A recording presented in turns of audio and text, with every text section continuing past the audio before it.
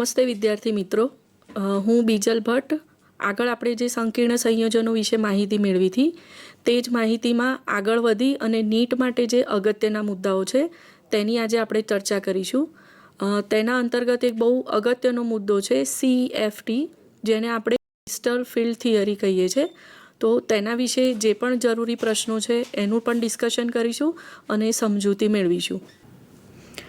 Crystal field theory અથવા તો આપણે જેને સ્ફટિક ક્ષેત્રવાદ કહીએ છીએ એ આયનિક બંધના આધારે રજૂ થયેલું છે અને તેની અંદર ધાતુ આયન અને લિગેન્ડ વચ્ચે સંપૂર્ણપણે સ્થિર વિદ્યુતીય આંતરક્રિયા હોય છે. એટલે વિદ્યાર્થી મિત્રો, અહીંયા ધાતુ આયન જે છે એ ધન વીજભારિત બિંદુ છે, જ્યારે લિગેન્ડ જે છે એ ઋણ વીજભારિત બિંદુ છે. ક્રિસ્ટલ ફિલ્ડ થિયરીના ઘણા અગત્યના પ્રશ્નો પણ પૂછાય છે. એટલે બેઝિક તમે જો કન્સેપ્ટ ક્લિયર હશે તમારા, તો આ વિશેના જે પણ પ્રશ્નો છે તમે બહુ સરળતાથી એના ઉત્તર આપી શકશો. અહીંયા લિગાન્ડનું જે વિદ્યુત ક્ષેત્ર છે તેનું ડી કક્ષકોના ઇલેક્ટ્રોન સાથે અપાકર્ષણ થાય છે. આથી જે 5 ડી કક્ષકો છે, જે 5ની શક્તિ સમાન છે, એટલે આપણે એને 5 સમશક્તિક ડી કક્ષકો કહીએ છીએ. એ આ અપાકર્ષણના કારણે બે ભિન્ન ભિન્ન ઉર્જા સ્તરમાં વિભાજન પામે છે. આ જે બે સેટ બને છે એમાં એક જે છે dx²-y² અને dz². આ જે કક્ષકો છે એ અક્ષ ઉપર ગોઠવાયેલી છે અને એના પરિણામે વધુ અપાકર્ષણ પામે છે. અને આ જે dx²-y² અને dz² કક્ષકો છે એને આપણે T2g કક્ષકો કહીએ છીએ. તેની ઉર્જા પ્રતિ ઇલેક્ટ્રોન દીઠ 0.6 ડેલ્ટા ઓ જેટલી વધે છે. એટલે અપાકર્ષણ વધારે હોવાથી એની ઉર્જામાં વધારો થાય છે. આ જે વધારો છે એ પ્રત્યેક એક ઇલેક્ટ્રોન દીઠ છે. હવે જો બીજો ઇલેક્ટ્રોન દાખલ થતો હોય તો 2 × 0.6 ઇન્ટુ ડેલ્ટા ઓ જેટલી વધે છે. એટલે જ્યારે આવો કોઈ પણ ક્વેશ્ચન વિદ્યાર્થી મિત્રો પૂછાતો હોય તો કેટલા ઇલેક્ટ્રોન છે એના આધારે તમારે ઉર્જાની ગણતરી કરી અને પછી એનો જવાબ આપવાનો રહેશે. બાકીની જે 3 કક્ષકો છે dxy, dyz અને dzx, આ કક્ષકો એ અક્ષોની વચ્ચે આવેલી હોવાથી એમની વચ્ચે ઓછું અપાકર્ષણ થાય છે. અને આ જે કક્ષકો છે એને આપણે EG કક્ષકો, આગળ જે આપણે 2 કક્ષકો જોઈએ એને આપણે T2g કક્ષકો કહીએ છીએ અને આ જે 3 કક્ષકોનો સેટ છે એને આપણે EG કક્ષકો કહીએ છીએ. તેની જે ઉર્જા છે એ પ્રતિ ઇલેક્ટ્રોન દીઠ -0.4 ડેલ્ટા ઓ જેટલો, એટલે કે તેની ઉર્જામાં ઘટાડો થાય છે. ઋણ નિશાની જે છે એ ઘટાડાની નિશાની દર્શાવે છે. અહીંયા પણ એક ઇલેક્ટ્રોન દીઠ -0.4 ડેલ્ટા ઓ જેટલો ઘટાડો થાય. તો જેટલા પણ ઇલેક્ટ્રોન હોય એટલા ઇલેક્ટ્રોનની સંખ્યા પ્રમાણે તમારે એ ઘટાડો દર્શાવવાનો. સ્ફટિક ક્ષેત્રવાદને જો ડિટેલમાં આપણે જોતા જઈએ તો સૌથી પહેલાં જ્યારે પણ ધાતુ પરમાણુ વાયુ સ્વરૂપે હોય અથવા તો આયન સ્વરૂપે હોય ત્યારે એમાં જે 5 ડી કક્ષકો છે એ 5 ડી કક્ષકો સમશક્તિક છે. એટલે વાયુરૂપ ધાતુ પરમાણુ હોય કે આયન સ્વરૂપે હોય એ વખતે 5 ડી કક્ષકો dx²-y², dz², dxy, dyz અને dz x એ બધાની જે પણ શક્તિ છે એ સમાન છે. હવે જ્યારે લિગેન્ડ એની આસપાસ ગોઠવાય છે તો એ વખતે આકર્ષણ અને અપાકર્ષણ લગભગ સમાન બને. તો ગોળાકાર સ્વરૂપે, ગોળીય સ્ફટિક સ્વરૂપે ગોઠવાય છે અને ઉર્જામાં એ વખતે વધારો થાય છે. આ જે છે એ ડી કક્ષકોની આપણે સરેરાશ ઉર્જાવાળી સ્થિતિ જોઈ શકીએ અને એ ગોળીય સ્ફટિક ક્ષેત્રમાં ગોઠવાયેલું છે.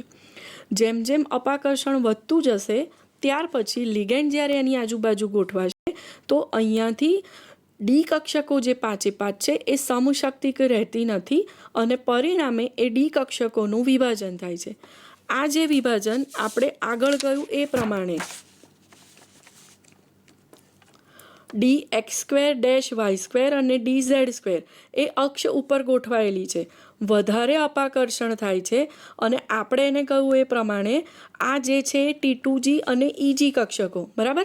તો આગળ જે વસ્તુ કરી એની એ જ વસ્તુ અહીંયા આપણે જોતા જઈએ તો આ જે કક્ષકો છે અહીંયા અપાકર્ષણ પામીને ગોઠવાય છે dx² - y² dz², અને એનો જે ઉર્જાનો વધારો છે +3/5 ડેલ્ટા ઓ જેટલો છે.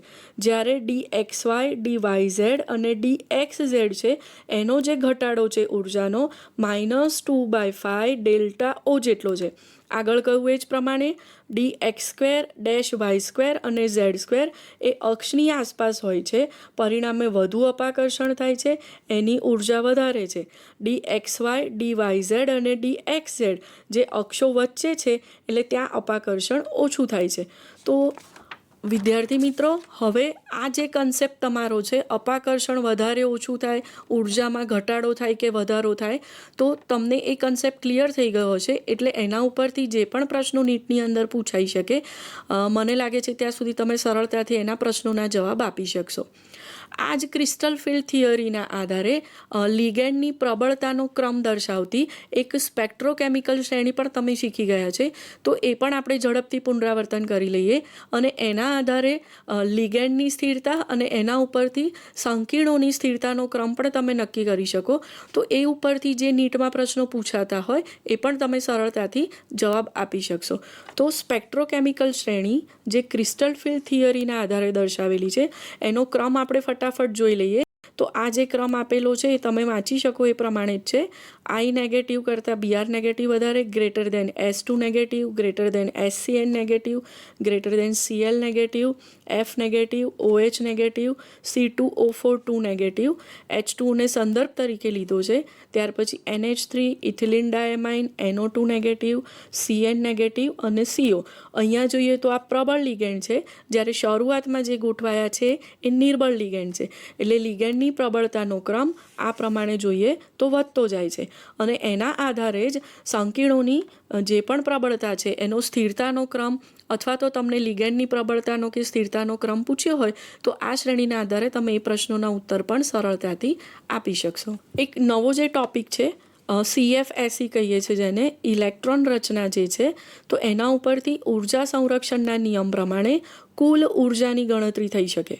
તો આગળ આપણે જે 3 કક્ષકો જોઈ હતી એ 3 કક્ષકો જે છે એની ઉર્જામાં થતો ઘટાડો -0.4 ડેલ્ટા ઓ, તો એ જે આવતો હોય એ, અને એને ગુણ્યા 3 પ્લસ જે 2 કક્ષકો આપણે સાથે લીધી એ, અને એની ઉર્જામાં થતો વધારો +0.6 ડેલ્ટા ઓ, અને ઉર્જા સંરક્ષણના નિયમ પ્રમાણે આ બંનેનો સરવાળો કરીએ તો એ 0 મળે. તો એના ઉપરથી તમે કુલ ઉર્જાની ગણતરી કરી શકો છો. એ જ રીતે CFT એટલે કે ક્રિસ્ટલ ફિલ્ડ થિયરી પ્રમાણે તમને કેટલાક આયનો આપ્યા હોય તો એની ઇલેક્ટ્રોન રચના તમારે કઈ રીતે ગોઠવવી. તો આ જે ઇલેક્ટ્રોન રચના છે એ તમારે નિર્બળ લિગેન્ડ અને પ્રબળ લિગેન્ડ કયા તમને લિગેન્ડ આપ્યા છે એના આધારે ઇલેક્ટ્રોન રચનાની ગોઠવણી થાય. અગેન એના માટે તમારે સ્પેક્ટ્રોકેમિકલ શ્રેણી જે છે એ મોઢે હોવી જ જોઈએ. તો એના ઉપરથી તમને કયા લિગેન્ડ નિર્બળ છે, કયા પ્રબળ છે, તો ઇલેક્ટ્રોનની ગોઠવણી કઈ રીતે થશે એ નિર્બળ કે પ્રબળ લિગેન્ડના આધારે થઈ શકે. તો દાખલા તરીકે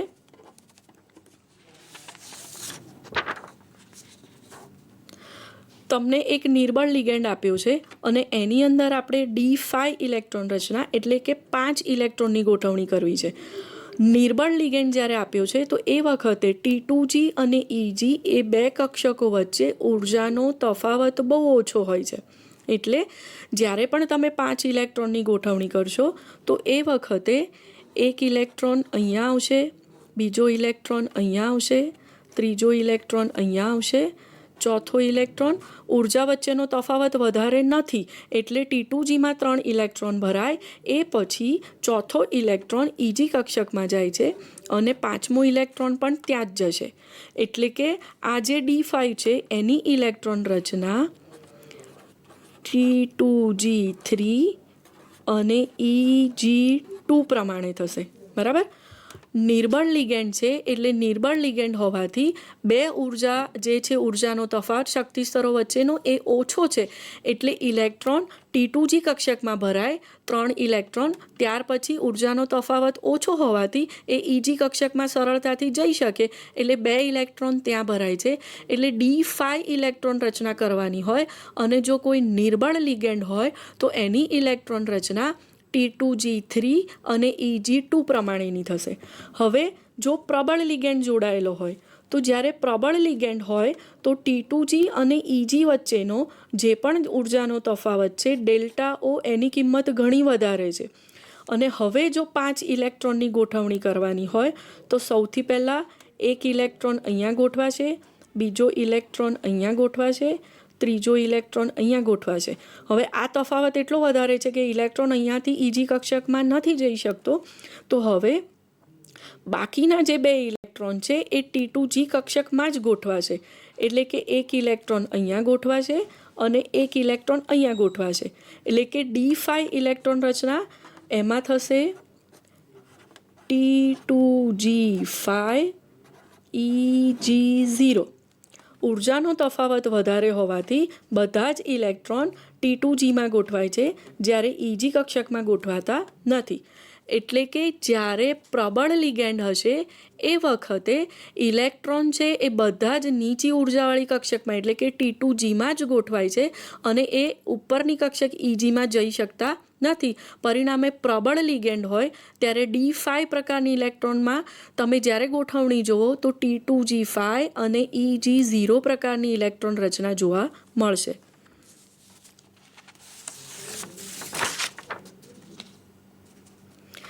એની એ જ વસ્તુ તમને મિત્રો જો Fe3 પોઝિટિવ કરીને આપી હોય તો સૌથી પહેલાં તમારે Fe3 પોઝિટિવની ઇલેક્ટ્રોન રચના જોવી પડે, જે D5 પ્રકારની છે. આ D5 પ્રકારની છે અને અહીંયા નિર્બળ લિગેન્ડ છે. નિર્બળ લિગેન્ડમાં કહું એ જ પ્રમાણે 5 ઇલેક્ટ્રોન એક કક્ષકમાં નથી ગોઠવાતા. 3 છે એ T2Gમાં ગોઠવાય છે અને 2 ઇલેક્ટ્રોન છે એ EGમાં ગોઠવાય છે. તો અહીંયા તમે જુઓ મિત્રો તો અહીંયા હુન્ડના નિયમનું પાલન થાય છે, બરાબર. એટલે જ્યારે પણ આ પ્રકારની ઇલેક્ટ્રોન રચનામાં નિર્બળ લિગેન્ડ પ્રમાણે ગોઠવણી કરો તો એ વખતે હુન્ડના નિયમનું પાલન થઈ અને T2G3 EG2 પ્રકારની રચના થાય.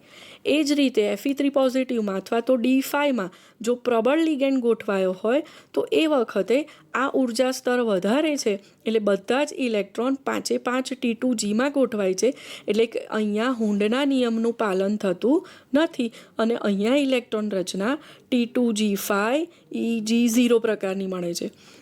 તો વિદ્યાર્થી મિત્રો, હવે તમને પ્રબળ અને નિર્બળ લિગેન્ડની પણ ખબર પડી ગઈ છે અને જો એ આપ્યા હોય તો એ પ્રમાણે ડી કક્ષકમાં ઇલેક્ટ્રોનની ગોઠવણી કઈ રીતે થાય અને એ રચના કઈ રીતે શક્ય બને એ પણ તમને હવે ખબર પડી ગઈ હશે. તો એના આધારિત નીટમાં કોઈ પણ પ્રશ્ન પૂછાતા હોય તો હું માનું છું કે હવે તમે સરળતાથી આ પ્રશ્નોના જવાબ પણ આપી શકશો.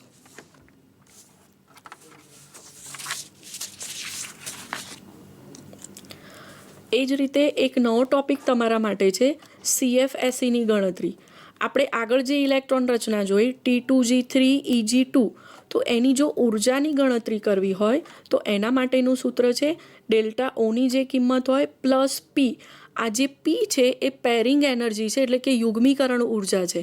તો એ પણ તમે આગળ માહિતી મેળવેલી જ છે એના વિશેની, તો એના ઉપરથી તમે આ ઉર્જાની ગણતરી કરી શકો. અહીંયા તમને એનું સૂત્ર પણ આપેલું છે N1 + 3/5 + N2 - 2/5 delta O + P. P એટલે આપણે આગળ કહ્યું એ પ્રમાણે યુગ્મીકરણ. તો અહીંયા યુગ્મીકરણનું કોઈ મહત્ત્વ રહેતું નથી કારણ કે T2G3 EG2 પ્રકારમાં ઇલેક્ટ્રોનનું યુગ્મીકરણ થતું નથી. એટલે Pની કિંમત આપણે એને અવગણી શકીએ કે 0 લઈ શકીએ. તો એ પ્રમાણે ગણતરી કરીએ તો 2 + 0.6, અહીંયા N1ની કિંમત 2 છે એટલે 0.6 જોડે એને ગુણીએ, પ્લસ N2ની કિંમત 3 છે ગુણ્યા -0.4 ઇન્ટુ ડેલ્ટા O + 0. તો આ તમે કિંમત જે મેળવો એ તમને છેલ્લે +1.2 -1.2 ડેલ્ટા O બરાબર 0 મળે છે. જો આ જ ગણતરી T2G5 EG0ની કરવાની હોય ઉર્જાની ગણતરી તો આ જ સૂત્ર CSFE = delta O + P. Again અહીંયા યુગ્મીકરણ ઉર્જા છે N1 0.6 + N2 -0.4 delta O + P. N1 બરાબર 0 છે એ કિંમત મૂકીએ 0.6 પ્લસ 5 ઇલેક્ટ્રોન T2G કક્ષકમાં ગયા છે એટલે એ 5 -0.4 વડે એને ગુણીએ ડેલ્ટા ઓ પ્લસ પેરિંગ.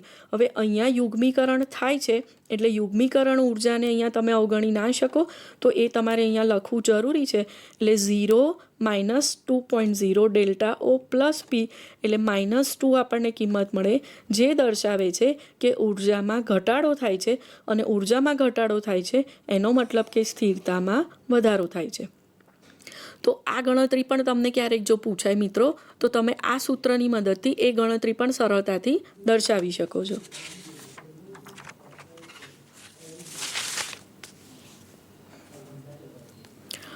વિદ્યાર્થી મિત્રો, આગળ આપણે જુદા જુદા પ્રકારની સમઘટકતા પણ શીખી ગયા હતા.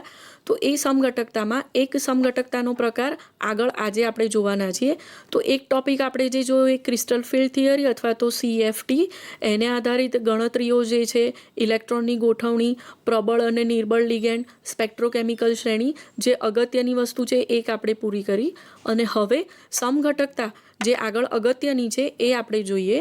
તો આ જે સમઘટકતા છે એ આપણે બાકી છે અવકાશીય સમઘટકતા.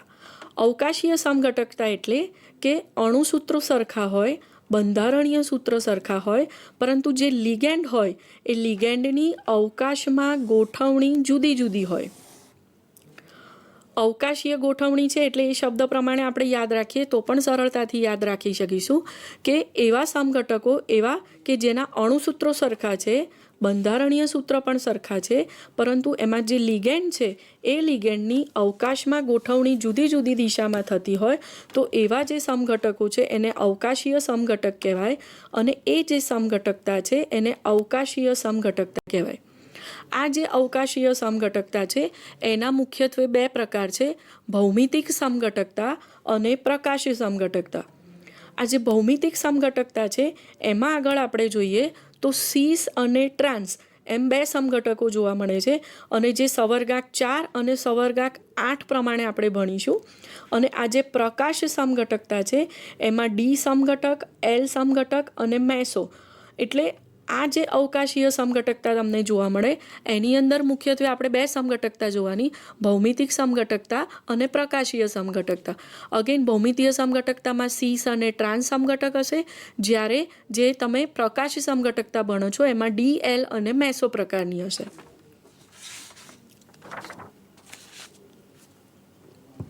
આપણે સૌથી પહેલાં ભૌમિતિક સમઘટકતા શરૂ કરીએ.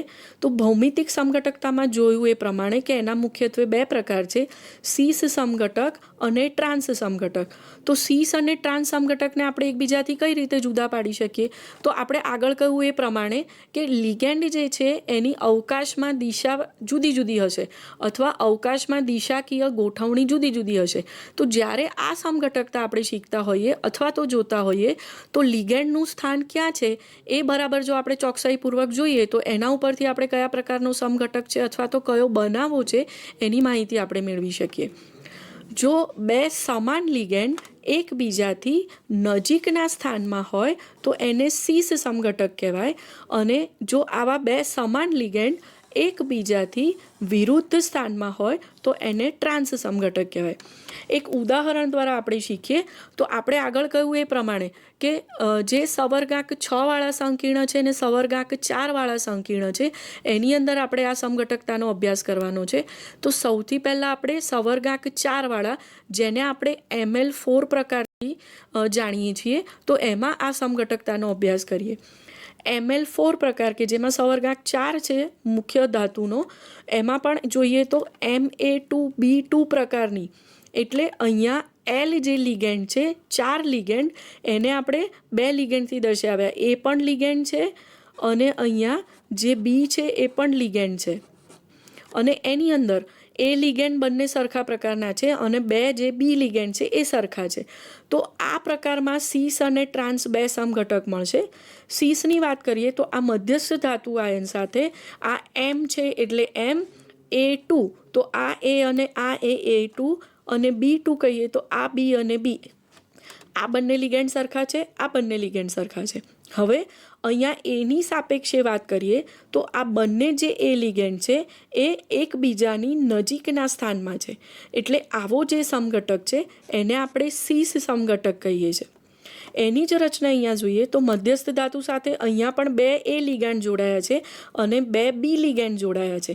તો એની સાપેક્ષે જોઈએ તો આ A લિગેન્ડ છે એ એકબીજાથી વિરુદ્ધ સ્થાનમાં ગોઠવાયેલા છે. તો આ જે સમઘટક છે એને ટ્રાન્સ સમઘટક કહેવાય. એ જ રીતે વિદ્યાર્થી મિત્રો એની સાપેક્ષે છે તો બીની સાપેક્ષે પણ આ સીસ સમઘટક જ થશે અને આ પણ બીની સાપેક્ષે જોઈએ તો બીની સાપેક્ષે આ પણ ટ્રાન્સ સમઘટક થશે. એટલે કે Ml4માં Ma2B2 પ્રકારમાં 2 સરખા લિગેન્ડ એક જ દિશામાં અથવા તો નજીકના સ્થાનમાં આવેલા છે તો એને આપણે સીસ સમઘટક કહીએ છીએ. અને 2 સરખા લિગેન્ડ એકબીજાથી વિરુદ્ધ સ્થાનમાં હોય, એની સાપેક્ષ લો કે બીની સાપેક્ષ વિરુદ્ધ સ્થાનમાં છે તો એને આપણે ટ્રાન્સ સમઘટક કહીએ છીએ. એટલે સીસ અને ટ્રાન્સ સમઘટક આપણે કહું એમ સમાન એક જ સ્થાનમાં જોડા એકબીજાની નજીકના હશે તો એને સીસ સમઘટક કહીએ અને જો પરસ્પર વિરુદ્ધ હોય એકબીજાથી તો એને આપણે ટ્રાન્સ સમઘટક કહીએ. વિદ્યાર્થી મિત્રો આના માટે જ આપણે એક ઉદાહરણ આગળ જોઈએ તો તમને વધારે સરળતાથી ખ્યાલ આવશે. તો PTNH3 twice Cl2 આને આપણે M તરીકે લખી શકીએ. આને આપણે જો A2 કહીએ અને આને B2 કહીએ તો અહીંયા બંને A લિગેન્ડ તરીકે NH3 છે અને B તરીકે Cl છે. એની બંનેની ગોઠવણી જોઈએ તો અહીંયા પ્લેટિનમની એક જ બાજુ ઉપર અથવા તો પાસે બંને Cl જોડાયેલા છે તો Clની સાપેક્ષે પણ આ સીસ સમઘટક છે. એ જ રીતે NH3ની વાત કરીએ તો NH3 લિગેન્ડ પણ એક જ બાજુ પર ગોઠવાયેલા છે, એકબીજાની પાસે ગોઠવાયેલા છે. એટલે આ જે છે એ સીસ સમઘટક છે. અહીંયા જોઈએ આપણે તો પ્લેટિનમની સાથે ક્લોરિનના સંદર્ભમાં વાત કરીએ તો આ Cl અને આ Cl પરસ્પર વિરુદ્ધ ગોઠવાયેલા છે તો એ ટ્રાન્સ સમઘટક કહેવાશે. એ રીતે NH3ની સાપેક્ષે પણ જોઈએ તો એ પણ પરસ્પર વિરુદ્ધ જ ગોઠવાયેલા છે તો NH3ની સાપેક્ષમાં પણ એ ટ્રાન્સ સમઘટક છે. એટલે કે આના આપણને Ma2B2 પ્રકારનું જ છે સંકીર્ણ તો એના પણ આપણને 2 સમઘટક મળે, એક સીસ સમઘટક અને એક ટ્રાન્સ સમઘટક.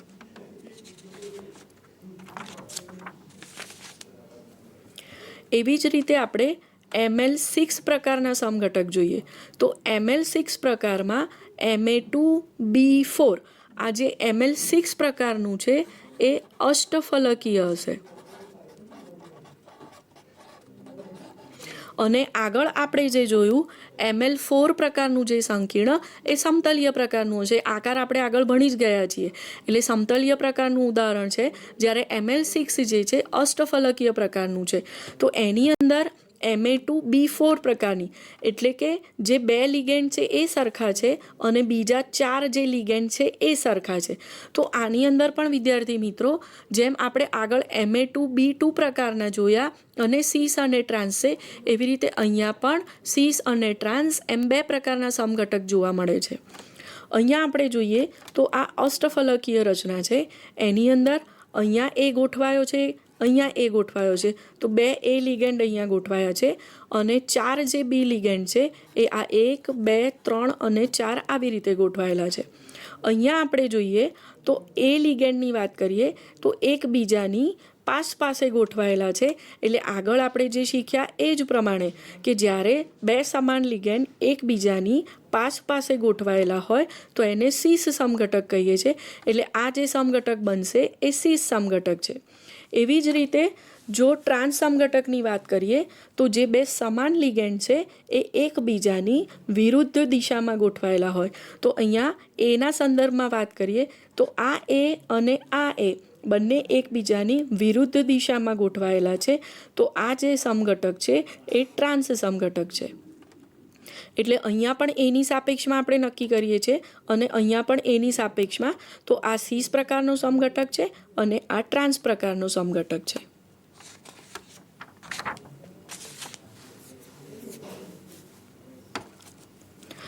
વિદ્યાર્થી મિત્રો આ જે સમઘટક છે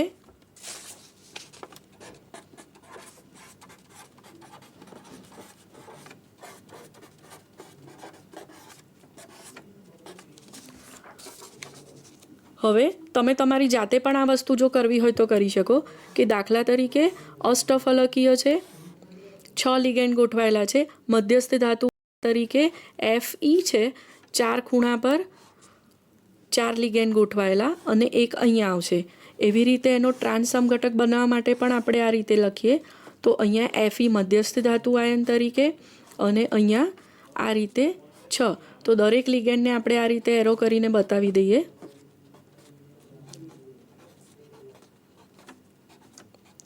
હવે આપણે એનો સીસ સમઘટક બનાવવો છે, બરાબર. તો જે 2 લિગેન્ડ સરખા છે એના આધારે બનાવીએ. આગળ કહ્યું એ પ્રમાણે કે સીસ સમઘટક બનાવવો હોય તો જે 2 સમાન લિગેન્ડ છે એ એકબીજાની નજીક ગોઠવાયા હોય. તો એક NH3 આપણે અહીંયા ગોઠવીએ અને બીજો NH3 અહીંયા ગોઠવીએ. બાકીના રહ્યા 4 CN, તો એ 4 CN ને આપણે આ રીતે ગોઠવીએ. તો આ જે સમઘટક બન્યો આ સીસ સમઘટક થયો. એટલે તમારે જાતે પણ જ્યારે ક્યાંક બનાવવાનો હોય તો તમે બનાવી શકો. હવે ટ્રાન્સ સમઘટક બનાવવો છે તો આપણે કહ્યું એ પ્રમાણે કે 2 જે સમાન લિગેન્ડ છે એ એકબીજાની વિરુદ્ધ દિશામાં આવેલા હોય. તો આપણે આગળ જે શીખ્યા એ જ પ્રમાણે 2 જે NH3 લિગેન્ડ છે એ NH3 લિગેન્ડને આપણે અહીંયા ગોઠવી દઈએ. તો એનો મતલબ પરસ્પર વિરુદ્ધ દિશામાં ગોઠવાયા. તો આ NH3ની સાપેક્ષે ટ્રાન્સ સમઘટક થશે અને બાકીના જે સ્થાન છે ત્યાં આપણે CN લિગેન્ડ તરીકે ગોઠવી દઈએ. તો આ 4 લિગેન્ડ CN ગોઠવાઈ ગયા અને આ જે રચના થઈ એ ટ્રાન્સ સમઘટકની થઈ. તો આ સીસ સમઘટક તમે જાતે બનાવી શકો, એ જ રીતે ટ્રાન્સ સમઘટક. તો હવે તમને જ્યારે પણ કોઈ પણ ઉદાહરણ આપ્યું હોય, અણુસૂત્ર આપ્યું હોય તો એના પરથી બંધારણીય સૂત્ર પણ તમે જાતે બનાવી શકો અને સીસ અને ટ્રાન્સ એ 2 સમઘટક કઈ રીતે ગોઠવવા તો એ પણ તમે જાતે કરી શકશો. તો આપણે આગળ કહ્યું એ જ પ્રમાણે એનું એ જ ઉદાહરણ છે. NH3 નજીક છે એટલે સીસ સમઘટક છે, એકબીજાની વિરુદ્ધ દિશામાં છે એટલે ટ્રાન્સ સમઘટક છે. આની અંદર એક અગત્યની બીજી જે સમઘટકતાનો પ્રકાર છે એમાં જ Ma3B3 પ્રકારની, એટલે કે 6 માંથી આ પણ Ml6 પ્રકારમાં જ જોવાનું છે આપણે. તો 3 લિગેન્ડ સરખા છે અને બીજા 3 લિગેન્ડ સરખા છે. હવે આની અંદર સીસ અને ટ્રાન્સ છે તો એમાં જે સીસ છે એને ફેશિયલ અથવા તો ફેક સમઘટક કહેવાય અને જે ટ્રાન્સ સમઘટક છે એને મેરિડિયોનલ અથવા તો મર તરીકે ઓળખવામાં આવે છે. તો અગેન આપણે કહું એ જ પ્રમાણે કે જ્યારે સીસ સમઘટક બનાવતા હોય તો સીસ સમઘટકમાં જે સમાન લિગેન્ડ છે એ એકબીજાની નજીક ગોઠવાયેલા હોય અને જ્યારે ટ્રાન્સ સમઘટક હોય તો એકબીજાથી વિરુદ્ધ ગોઠવાયા હોય. તો સીસ સમઘટકની જે ગોઠવણી કરીએ છીએ એવી જ રીતે ફેક અથવા તો ફેશિયલ સમઘટક બનાવી શકીએ અને જે રીતે ટ્રાન્સ સમઘટકની ગોઠવણી કરીએ છીએ એવી રીતે મેરિડિયોનલની બનાવી શકીએ. તો આપણે એ પણ જોતા જઈએ. આપણે કહ્યું એમ Ma3B3 એટલે કે અહીંયા 3A એક સરખા પ્રકારના અને 3B લિગેન્ડ એક સરખા પ્રકારના. જો એની સાપેક્ષે ગોઠવણી કરીએ તો અહીંયા એક A લિગેન્ડ, અહીંયા બીજો છે અને અહીંયા ત્રીજો. એટલે કે જ્યારે પણ અષ્ટફલક રચના બનતી હોય જેનો સવર્ગાંક 6 હોય એ કોઈપણ સંકીર્ણમાં આપણને ખબર છે કે અષ્ટફલક રચના બનાવશે. તો અહીંયા અષ્ટફલકના 8 જે ત્રિકોણીય તલ છે એમાંના કોઈ પણ એક ત્રિકોણીય તલમાં જો આ 3 લિગેન્ડ ગોઠવાયેલા હોય તો એને ફેશિયલ સમઘટક અથવા તો ફેક કહીએ છીએ. તો આ આપણે જે દર્શાવ્યું છે એ 8 પૈકીનું એક ત્રિકોણીય તલ છે અને આ 3 જે લિગેન્ડ છે એ આ એક જ તલમાં ગોઠવાયેલા છે. પરિણામે આ જે સમઘટક છે એને ફેશિયલ સમઘટક અથવા તો ફેક તરીકે ઓળખીએ. હવે જો એમાં મેરિડિયોનલ અથવા તો મર સમઘટક બનાવવો હોય તો એનો મતલબ કે અષ્ટફલકના કોઈ એક ત્રિકોણીય તલમાં 3 લિગેન્ડ ગોઠવાયેલા નહીં હોય.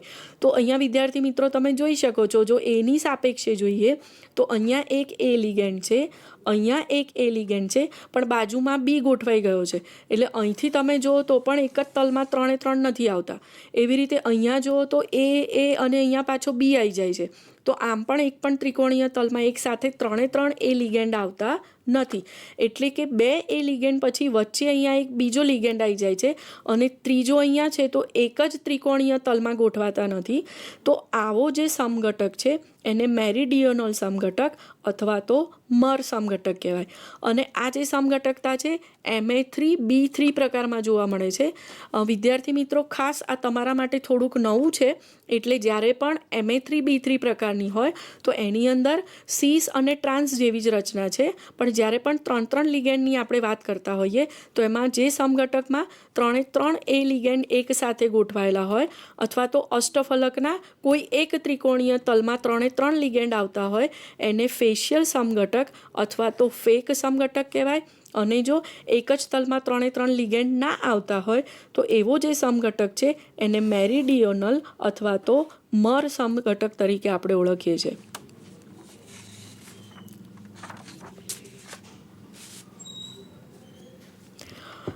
Ma3B3 પ્રકારનું આ એક ઉદાહરણ આપણે જોઈએ તો હવે તમે જાતે વિચારી શકો કે દાખલા તરીકે CO NH3 ટ્રાઇસ NO2 ટ્રાઇસ, તો અહીંયા આ જે છે આપણે કહીએ તો M, આ A3 પ્રકાર અને આ B3 લિગેન્ડ છે.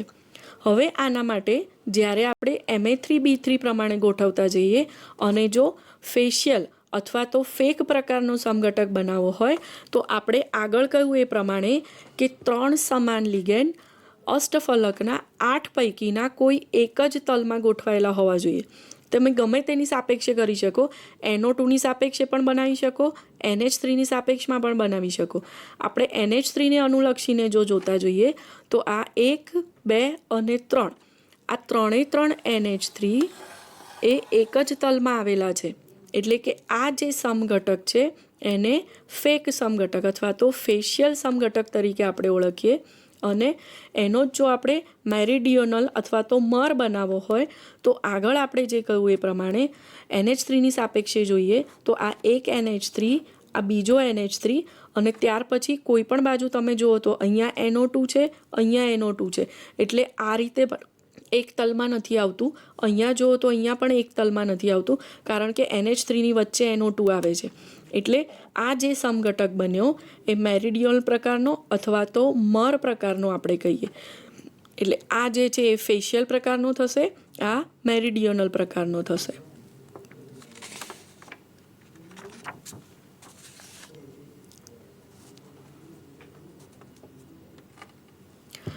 બીજી જે અગત્યની સમઘટકતા આપણે જોઈ, આગળ જે પ્રકાર કહ્યો એ પ્રમાણે કે પ્રકાશ સમઘટકતા. તો જે પ્રકાશ સમઘટક છે, જ્યારે પણ તમે એ વિશે અભ્યાસ કર્યો હશે, આગળ પણ આપણે શીખી ગયા છીએ, તો પ્રકાશ સમઘટકો મેળવવા માટે સૌથી પહેલાં તો એની અંદર કિરાલ કેન્દ્ર હોવું જોઈએ. આગળ આપણે થોડી ઘણી માહિતી મેળવી છે કે કિરાલ કાર્બન અથવા તો કિરાલ અણુ, કોઈ પણ કિરાલ કેન્દ્ર કે જેની સાથે 4 ક્રિયાશીલ સમૂહો જુદા જુદા જોડાયેલા હોય એને આપણે કિરાલ કાર્બન કહેતા હતા, અથવા તો કોઈ પણ કિરાલ અણુ કે કિરાલ કેન્દ્ર કહીએ. તો એ એક તમારી પાસે કન્સેપ્ટ ક્લિયર હોવો જોઈએ. અને એની સાથે સાથે થોડાક જે આપણે લિગેન્ડને અનુલક્ષીને પોઈન્ટ ભણવાના છે, તો એ તમે જો યાદ રાખો તો પ્રકાશ સમઘટકતા ઘણી તમારા માટે સરળ થઈ જશે. એટલે આપણે આગળ હવે ડિટેલમાં પ્રકાશ સમઘટકતા વિશેની માહિતી મેળવીએ. સૌથી પહેલાં જોઈએ તો પ્રકાશ સમઘટકતાની અંદર એક કિલેટ લિગેન્ડ હોવો જરૂરી છે. એટલે ઓછામાં ઓછો એક કિલેટ લિગેન્ડ હશે તો જ પ્રકાશ સમઘટકતા મળી શકશે. સાથે સાથે આ જે સમઘટકતા છે એ અષ્ટફલકીય સંકીર્ણમાં જોવા મળે છે. એટલે જ્યારે પણ તમને પૂછ્યું હોય કે પ્રકાશ સમઘટક છે કે નહીં, તો તમારી પાસે પહેલાં 2 શરતો પ્રમાણે જોઈ લેવાનું કે એક તો કિલેટિંગ લિગેન્ડ હોવો જોઈએ, અષ્ટફલકીય સંકીર્ણ હોવું જોઈએ, આપણે કહું એ પ્રમાણે કિરાલિટી હોવી જોઈએ, અને ત્યાર પછી તમે એનો અભ્યાસ કરશો તો વધારે સરળતાથી કરી શકશો. દાખલા તરીકે MAA A2B2 X પોઝિટિવ અથવા તો નેગેટિવ આયન તરીકે હોઈ શકે, MAA2B2 X પોઝિટિવ કે નેગેટિવ, અથવા તો MAA3 X પોઝિટિવ અથવા તો નેગેટિવ. હવે આપણે અહીંયા જોઈએ તો AA તરીકે જે લિગેન્ડ છે આપણે કહ્યું એ પ્રમાણે કિલેટિંગ લિગેન્ડ હોવા જોઈએ. તો ઓક્ઝલેટ હોઈ શકે, C2O4 2 નેગેટિવ હોઈ શકે, ઇથિલિન ડાયમાઇન હોઈ શકે. તો વિદ્યાર્થી મિત્રો, કિલેટિંગ જે લિગેન્ડ છે અથવા તો કિલેટ લિગેન્ડ જે છે એના વિશેની આપણે આગળ માહિતી મેળવી શક્યા છે કે ચક્રીય જે હોય રચના લિગેન્ડની બનતી હોય એને આપણે કિલેટ તરીકે ઓળખીએ છીએ. તો અહીંયા તમારે ફરીથી એ આખું એકવાર પુનરાવર્તન કરી જવું જોઈએ કે કયા કયા લિગેન્ડ એ કિલેટ તરીકે વર્તે છે, અને એવા જ ઉદાહરણો અહીંયા તમે પસંદ કરી શકશો. એટલે જ્યારે પણ કિલેટ શબ્દ આવતો હોય તો તમારા મગજમાં કિલેટ લિગેન્ડ કયા છે એની માહિતી સ્પષ્ટ આપણે આગળ સમજાવી છે, એટલે થયેલી જ હશે એ માહિતી. ફરીથી એને યાદ કરી અને આ આપણે સમઘટકતા આગળ જોઈએ. આ જે પ્રકાશ સમઘટકતા છે એમાં બે સમઘટકો જે મળશે એ એકબીજાના પ્રતિબિંબીઓ હશે, એટલે કે તેમનું એકબીજા પર સંપૂર્ણપણે પ્રત્યારોપણ ના થઈ શકે અને કિરાલિટીનો ગુણધર્મ ધરાવે છે. આગળ મેં કહ્યું એ જ પ્રમાણે કે જ્યારે કિરાલિટીનો ગુણધર્મ જોવા મળતો હોય તો વસ્તુ અને સામે એનું પ્રતિબિંબ મળતું હોય, અને વસ્તુ અને પ્રતિબિંબ એકબીજા પર સંપૂર્ણપણે અધ્યારોપણીય ના હોય અથવા તો સંપૂર્ણપણે બંધ બેસતું ના હોય, એટલે પ્રકાશીય ગુણધર્મ ધરાવતું હોય. એ વસ્તુ આપણે આગળ શીખ્યા જ છીએ વિદ્યાર્થી મિત્રો. એટલે થોડુંક તમને જે ખબર છે એ એકવાર રિકોલ કરશો તો આ સમઘટકતા તમે સરળતાથી સમજી શકશો.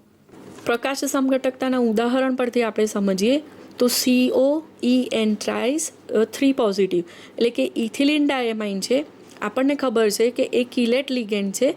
એની જો આપણે બંધારણની વાત કરીએ તો અહીંયા આ મધ્યસ્થ ધાતુ આયન તરીકે કોબાલ્ટ ગોઠવાયેલું છે અને એની સાથે 3 ઇથિલિન ડાયમાઇન આ રીતે ગોઠવાયેલા છે. તો આ જે છે એનું ને એનું વસ્તુનું પ્રતિબિંબ તમે જુઓ તો આ રીતે તમને આ જે ઇથિલિન ડાયમાઇન છે અહીંયા મળશે, આ ઇથિલિન ડાયમાઇન અહીંયા મળશે અને આ ઇથિલિન ડાયમાઇન અહીંયા મળશે. એટલે કે વસ્તુ અને એનું પ્રતિબિંબ મળે છે અને એ એકબીજા પર સંપૂર્ણપણે અધ્યારોપણીય નથી. તો ત્રણેય ઇથિલિન ડાયમાઇન છે એ અલગ અલગ તલમાં ગોઠવાયેલા છે અને અહીંયા કિરાલ સમમિતિ છે. પરિણામે આપણને આ રીતે બે સમઘટકો મળે. એક છે એને ડી સમઘટક કહીએ છીએ, બીજો છે એને એલ સમઘટક કહીએ છીએ. એ પણ આપણે શીખી ગયા છે કે ડેક્સ્ટ્રો છે અને લીવો છે, એટલે વામ ભ્રમણીય છે અને દક્ષિણ ભ્રમણીય છે. તો બંને વસ્તુ પણ આપણને ખબર જ છે. એટલે જ્યારે પણ આવી રીતે તમને કિલેટિંગ આપ્યો હોય લિગેન્ડ તો તમે પ્રકાશ સમઘટકતા વિશે પણ આવી રીતે વિચારી શકો. હવે જો ડી અને એલ બંને સમઘટકોનું સમપ્રમાણ હોય, એટલે કે બંને 50-50% તમને મળતા હોય, તો આ જે મિશ્રણ મળે એને આપણે રેસેમિક મિશ્રણ કહીએ છીએ. અને એની અંદર તમને બંને ડી સમઘટક અને એલ સમઘટક બંને સરખા પ્રમાણમાં જોવા મળતું હોય. એટલે જ્યારે પણ પ્રકાશ સમઘટકતાની વાત કરીએ તો આપણે કહ્યું એ પ્રમાણે એક તો કિરાલિટી હોવી જોઈએ, કિલેટિંગ લિગેન્ડ હોવો જોઈએ અને અષ્ટફલકીય સંકીર્ણ હોય.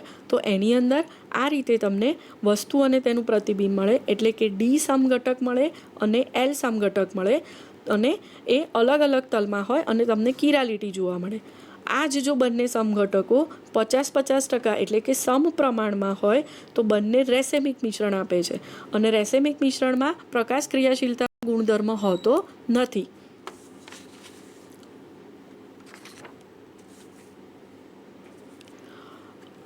એની જ અંદર આપણે આગળ કહ્યું એમ મેસો સમઘટકની વાત કરતા હોઈએ તો એનું એક ઉદાહરણ છે, એના ઉપરથી આપણે સમજીએ. COEN ટ્વાઇસ Cl2 પોઝિટિવ મધ્યસ્થ ધાતુ આયન તરીકે અહીંયા કોબાલ્ટ છે, 2 ક્લોરિન અહીંયા લિગેન્ડ તરીકે જોડાયા છે અને કિલેટિંગ લિગેન્ડ તરીકે ઇથિલિન ડાયમાઇન છે. હવે જો તમે અહીંયા જો તમે આ રીતે મૂકીને જોતા હોય તો તમને એક પ્રકારની સમમિતિ જોવા મળે છે, બરાબર. એટલે બંને બાજુ તમને સરખી જ રચના જોવા મળશે. સમમિત તલ છે એટલે કે વસ્તુ અને એનું પ્રતિબિંબ એકબીજા પર સંપૂર્ણપણે અધ્યારોપણીય થાય એ જ રીતે છે. એટલે અહીંયા એ સમમિત તલ હોવાને કારણે પ્રકાશ ક્રિયાશીલતાનો ગુણધર્મ જોવા મળતો નથી. તો આવો જે સમઘટક છે એને મેસો સમઘટક તરીકે ઓળખવામાં આવે છે. એટલે જ્યારે પ્રકાશ સમઘટકતાની વાત કરીએ તો ડી અને એલ કે એક વસ્તુ છે અને એક એનું પ્રતિબિંબ છે જે એકબીજા પર સંપૂર્ણપણે અધ્યારોપણીય હોતું નથી. જ્યારે ત્રીજો જે છે મેસો સમઘટક, તો અહીંયા આપણે જોઈ શકીએ કે એક સમમિત તલ જોવા મળે છે અને એના પરિણામે એમાં પ્રકાશ ક્રિયાશીલતા જોવા મળતી નથી, એટલે કે આ પ્રકાશ ક્રિયાશીલ નથી.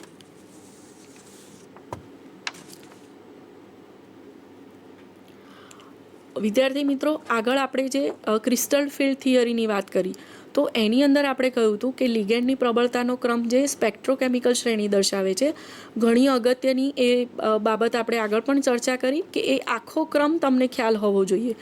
તો એના ઉપરથી જે પણ નીટની અંદરના પ્રશ્નો પૂછાય છે, MCQ પૂછાતા હોય, મેં કહ્યું હતું આગળ એ પ્રમાણે કે લિગેન્ડની પ્રબળતા પૂછાતી હોય, ક્રમ પ્રબળતાનો પૂછાતો હોય, અથવા તો જે સંકીર્ણો તમને આપ્યા હોય એની પ્રબળતા કે સ્થિરતાનો ક્રમ પૂછાતો હોય, તો એ બધા જ પ્રશ્નોના નીટ પ્રમાણે જવાબ આપવા માટે તમારા માટે એક તો ક્રિસ્ટલ ફિલ્ડ થિયરી અને સાથે સાથે સ્પેક્ટ્રોકેમિકલ શ્રેણી જે છે, જો તમને બરાબર સમજ પડી ગઈ હોય તો એના ઉપરથી એ બધા જ MCQના તમે પ્રશ્નોના જવાબ આપી શકો. તો એ જ બાબતને થોડીક આપણે આગળ વિચારીએ અને એના ઉપરથી આપણે સંકીર્ણોની સ્થિરતા કઈ રીતે નક્કી થાય છે, એના જે પ્રશ્નો છે એના જવાબ કઈ રીતે આપણે આપી શકીએ, એ બાબત જે મહત્ત્વની છે એની થોડીક ચર્ચા કરી લઈએ.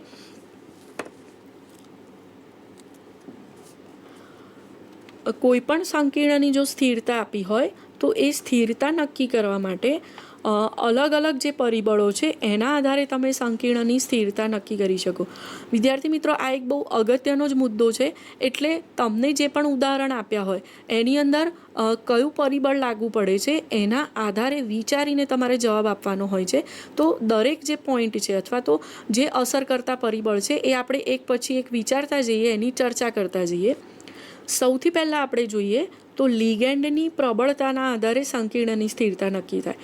આપણે આગળ કહ્યું એ પ્રમાણે વિદ્યાર્થી મિત્રો કે જે સ્પેક્ટ્રોકેમિકલ શ્રેણી છે એની શરૂઆતમાં જે લિગેન્ડ ગોઠવાયેલા છે એ નિર્બળ લિગેન્ડ છે, અને જેમ જેમ આગળ આપણે શ્રેણીમાં વધતા જઈએ એમ લિગેન્ડની પ્રબળતા વધતી જાય છે. એટલે છેવટના જે લિગેન્ડ છે એ સૌથી પ્રબળ લિગેન્ડ છે.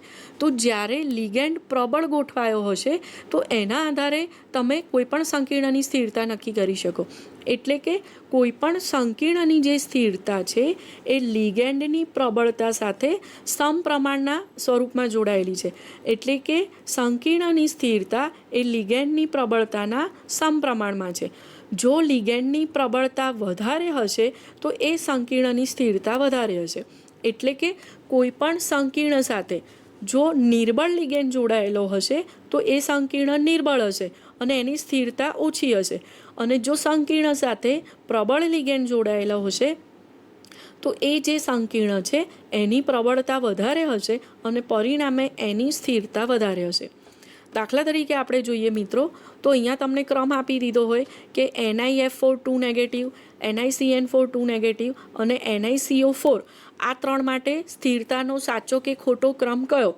તો તમારે જ્યારે નક્કી કરવું હોય તો સૌથી પહેલાં નિકલ મધ્યસ્થ ધાતુ જે છે એ અહીંયા એક જ આપેલી છે અને તો જ તમે એની સ્થિરતાની સરખામણી કરી શકો કે જ્યારે મધ્યસ્થ ધાતુ આયન સરખી છે અને પછી એની સાથે કયા લિગેન્ડ જોડાયેલા છે એ લિગેન્ડ તમે પ્રબળતાના ક્રમમાં ગોઠવી અને ત્યાર પછી જે પણ સંકીર્ણ છે એની સ્થિરતા નક્કી કરી શકો. તો નિકલ અહીંયા ત્રણેયમાં મધ્યસ્થ ધાતુ આયન એક જ છે. એની સાથે આપણે લિગેન્ડ તરીકે જોઈએ તો અહીંયા ફ્લોરિન લિગેન્ડ તરીકે છે, અહીંયા CN લિગેન્ડ તરીકે છે અને અહીંયા CO જોડાયેલો છે. તો અગેન આપણને અહીંયા લિગેન્ડની પ્રબળતાનો ક્રમ ખબર હોવો જોઈએ અને સ્પેક્ટ્રોકેમિકલ શ્રેણી પ્રમાણે જોઈએ તો ફ્લોરિન એ નિર્બળ લિગેન્ડ છે, જ્યારે CN એનાથી પ્રબળ લિગેન્ડ છે અને CO સૌથી વધારે પ્રબળ છે. એનો મતલબ એ થયો કે CO જે છે એની સાથે જે સંકીર્ણ બનતું હશે એ સૌથી વધારે પ્રબળ હશે. અને આપણે કહ્યું એ પ્રમાણે કે લિગેન્ડની પ્રબળતા છે એ સ્થિરતાના સમપ્રમાણમાં. એટલે કે જે મધ્યસ્થ ધાતુ આયન સાથે CO જોડાયો છે એની પ્રબળતા સૌથી વધારે, એનો મતલબ કે એની સ્થિરતા સૌથી વધારે.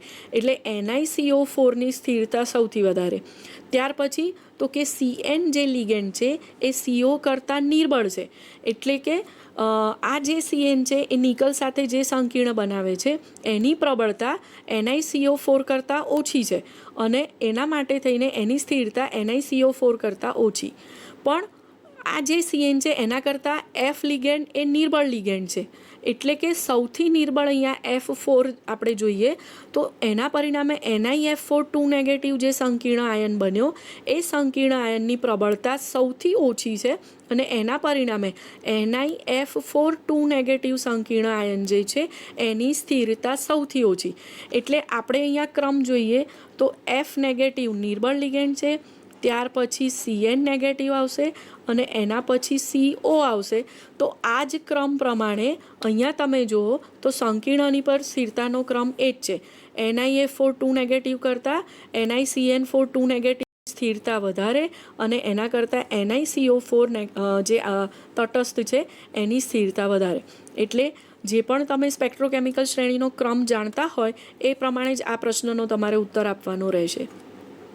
ત્યાર પછી બીજો જે પોઈન્ટ છે એ ઓક્સિડેશન સ્થિતિના આધારે, એટલે કે મધ્યસ્થ ધાતુ આયન જે છે એની ઓક્સિડેશન સ્થિતિ જેમ ઊંચી તેમ તે સંકીર્ણની સ્થિરતા વધારે. વિદ્યાર્થી મિત્રો, ઓક્સિડેશન સ્થિતિની સ્થિરતા કઈ રીતે તમારે ગણવાની છે તો એ આગળ આપણે જ્યારે લિગેન્ડના પ્રકાર કર્યા ત્યારે કહ્યું હતું કે એકદંતીય, દ્વિદંતીય, તટસ્થ હોય, ઋણ લિગેન્ડ હોય, ધન લિગેન્ડ હોય, તો એના આધારે મધ્યસ્થ ધાતુ આયનની જે તમે ઓક્સિડેશન સ્થિતિ નક્કી કરો છો એના ઉપરથી જ તમારે આ પ્રશ્નનો જવાબ આપવાનો છે. તો જ્યારે પણ તમને આવો પ્રશ્ન આપ્યો હોય તો કેવી રીતે, તો કે જો અહીંયા મધ્યસ્થ ધાતુ આયન પણ Fe છે, અહીંયા પણ મધ્યસ્થ ધાતુ આયન Fe છે, લિગેન્ડ તરીકે પણ Cn છે, અહીંયા પણ લિગેન્ડ તરીકે Cn છે.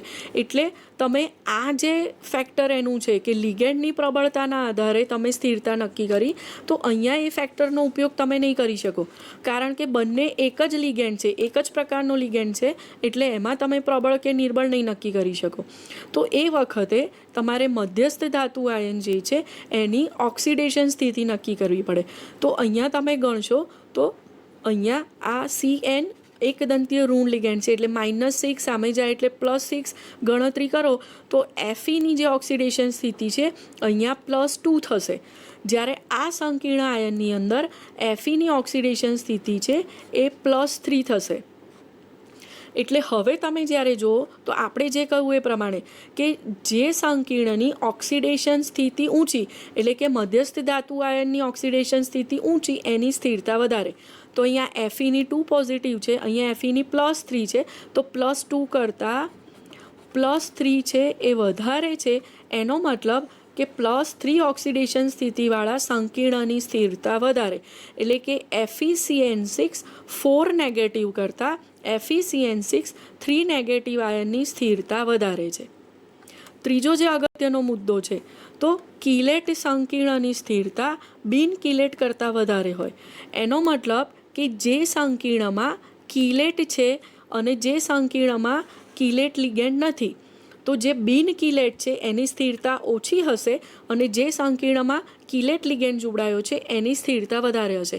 અગેન આપણે આગળ ચર્ચા કરી ચૂક્યા, મેં કહ્યું હતું એ પ્રમાણે કે કિલેટ લિગેન્ડ કયા કયા છે એ તમને માહિતી હોય તો એના પરથી તમે આ પ્રશ્નનો બહુ જ સરળતાથી ઉત્તર આપી શકશો. આપણને અહીંયા જે ઉદાહરણ આપ્યા છે એની અંદર જોઈએ તો મધ્યસ્થ ધાતુ આયન અગેન નિકલ છે, બરાબર. હવે અહીંયા જોઈએ તો NiH2O6 2 પોઝિટિવમાં લિગેન્ડ તરીકે H2O છે, તો આ બિન કિલેટિંગ છે, બરાબર, આ સાદો લિગેન્ડ છે. આ બીજું ઉદાહરણ જોઈએ તો અહીંયા H2O પણ લિગેન્ડ તરીકે છે અને ઇથિલિન ડાએમાઇન છે. તો આ જે ઇથિલિન ડાએમાઇન છે એ કિલેટ છે, એટલે કે અહીંયા એક પણ કિલેટિંગ લિગેન્ડ નથી, અહીંયા એક કિલેટિંગ લિગેન્ડ છે. એટલે કિલેટવાળું જે સંકીર્ણ છે એની સ્થિરતા બિન કિલેટ કરતાં વધારે, એટલે કે NiH2O6 2 પોઝિટિવ કરતાં NiH2O4En2 પોઝિટિવની સ્થિરતા વધારે. હવે આની અંદર જ એક બીજા મુદ્દાનો પણ સમાવેશ કરી લઈએ કે દાખલા તરીકે આ બંનેની કમ્પેરિઝન કરીએ તો અહીંયા NiH2O4En2 પોઝિટિવ છે, અહીંયા NiH2O twice En twice 2 positive. તો અહીંયા પણ H2O છે, અહીંયા પણ H2O છે, અહીંયા ઇથિલિન ડાએમાઇન છે, અહીંયા ઇથિલિન ડાએમાઇન છે. તો કિલેટ તો અહીંયા પણ છે ને અહીંયા પણ છે. તો હવે આ બંનેની સ્થિરતા નક્કી કરવી હોય તો સંખ્યા જોઈએ.